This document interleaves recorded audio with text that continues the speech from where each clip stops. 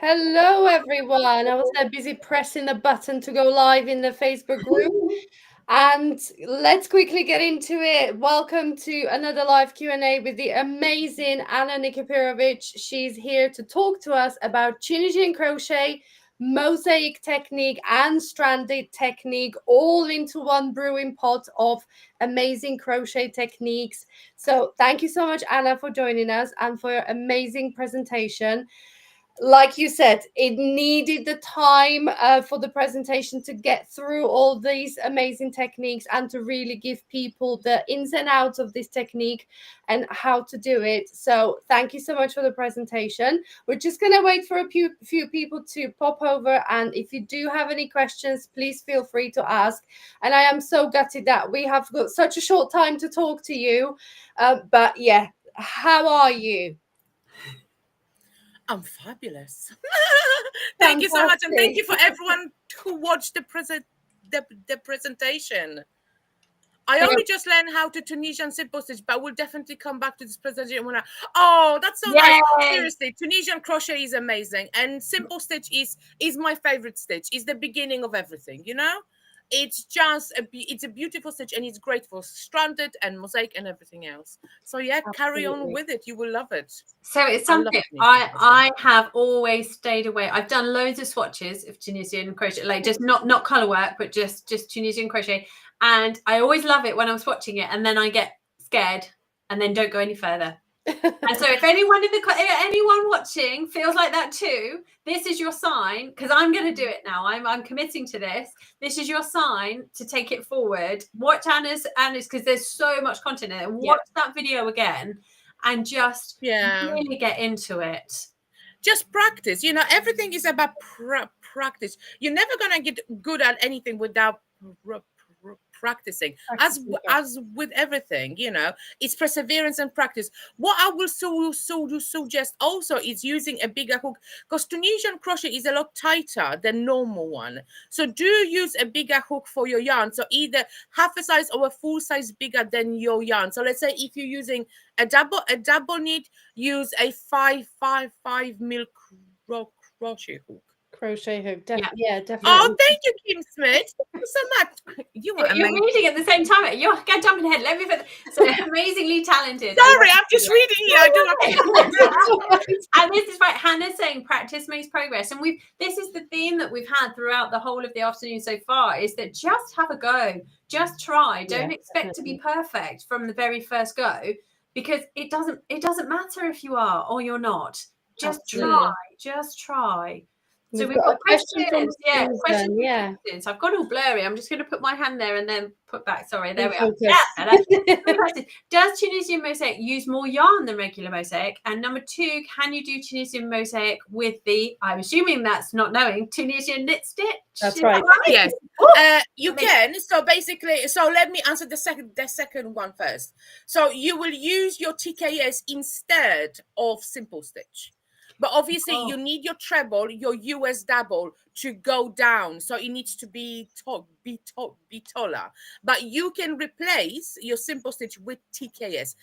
Be very careful, because TKS create a lot of bulk and curl. It's a very bulky stitch. So do be very careful and bear that in mind.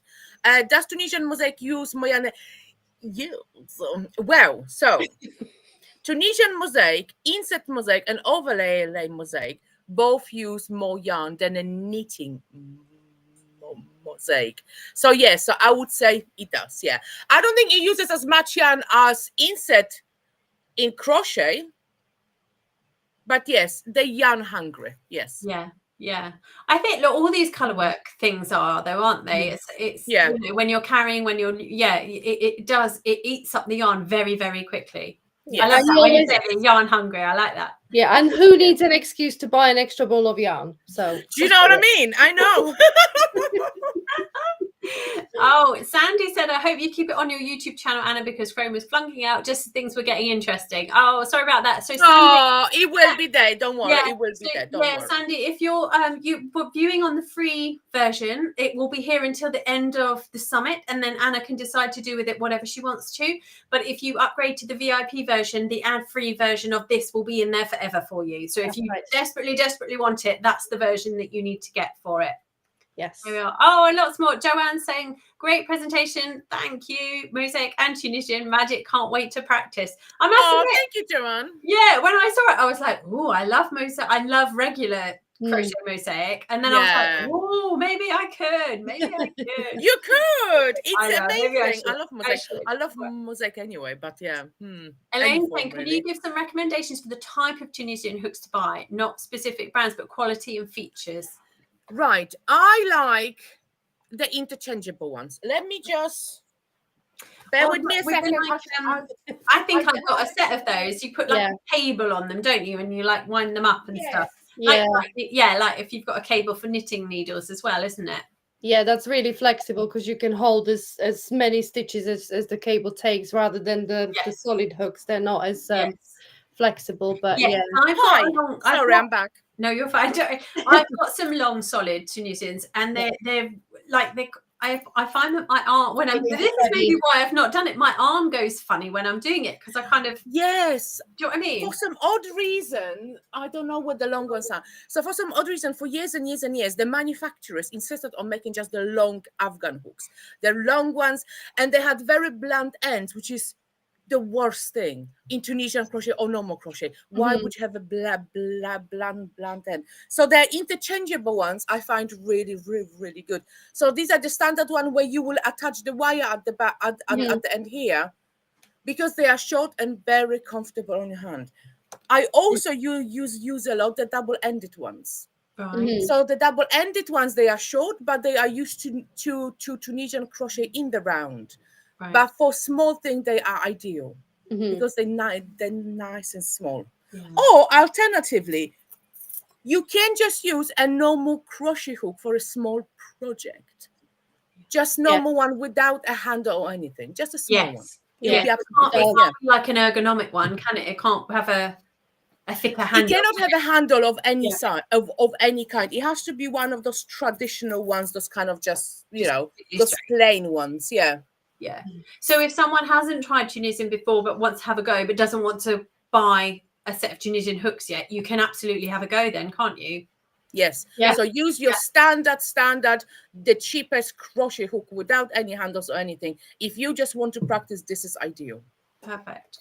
Yeah. And then Kim's leading into that. Could you make a blanket with this? And would you use cables? So you would use one of those interchangeable ones, wouldn't you? I would interchangeable ones. The good thing about them is as well, when you add your wire, the problem is with the straight ones, the long one with all the stitches, they get really heavy. Yeah. Right. They can be hard on your hands. Yeah. So always use one with the wire because they're just easier on your hands. And the work is easier as well.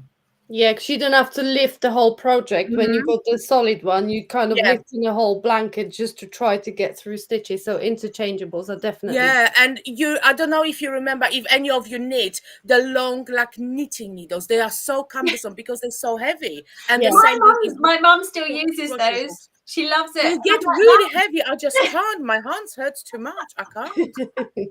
I know, but whatever you used to. Sorry, my husband just came up here. Thank you, darlings. Best teacher ever. That's my husband. Thank you, honey.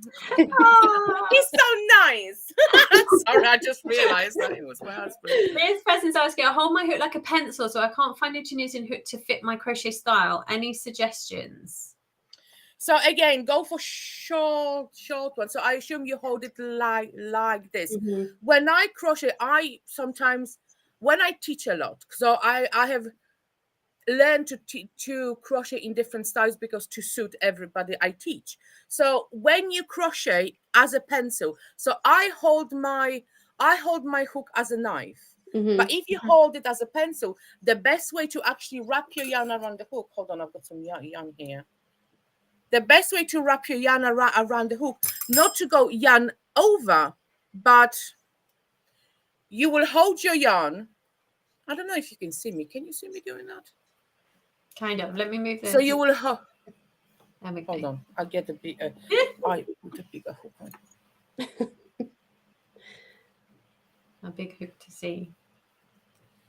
Right. So when you hold your yarn as a pencil, so in this way, the easiest way I find to crochet is as a knitter. So you will hold your yarn and your hook in your chosen hand. So you will hold your tail in your opposite hand, and you will just go around and pull it through. Okay. So this is I find this the easiest way. Mm-hmm. So you can really get to grips with it. You can get fast in it eventually. Obviously, I'm not that good in that, but you see, you wrap it around, and pull it through. I love. So hold everything, So hold everything in one hand, and the tail is in the other hand. Mm-hmm. I will, it's practice, but it's worth it because it will really ease it. Because again, when you're holding it as a pencil and you're doing in this way, it's manageable as well. So you can just do this, obviously. That way as well. But then the problem you will have here, so when you're gathering all your stitches, your needle can get quite full. But practice. All I can say is practice. I love Start with small hooks and do it. Yeah, lovely. Oh, Anna, we've run out of time. I'm so sorry. Hold on. Why are we not going to talk forever? I just started Tunisian crochet and I found this fascinating. Something I will aim to do. Excellent. Yeah. Thank you so much, Marianne. And one more thing. Yes, I think the Love Angle Meta hooks are very uncomfortable. Amazon also says Tunisian crochet hook double-ended or with cables. Yeah. Right, Go for the double-ended small, not the long ones. Never the long ones because they're too long. Yeah. The small ones, short or ones. the ones with the cable. They're gonna be Do you clunky, like wood or metal? Wood. Depending on what you're working with. Wood is soft on it. Amazing. Oh, Anna, thank you so much. Sorry, I'm trying to run. No, you're fabulous. Thank you so much, Anna. If anyone wants to, Anna has got a pattern as a freebie in the whole of the system. So make sure you go in there and sign up and get her on her email list. Get your freebie and then try it out, and then go and find her on social media and tell her you've tried it out. Show her what you're. Please do. I would love this. Please. Yes, come and say hi to me. Oh, brilliant. Thank you so much, everybody. Thank you. And thank you to Hannah and Veronika. Thank you so much for coming. We have one more session for the day to go. It's Sarah So from Ned and Mimi. So pop on over to her YouTube channel, watch that one. It should have just started, I think. Yes.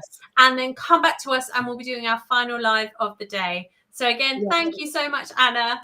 Thank you so much, Anna. Thank you, guys, and thank you, everyone, for watching. Bye.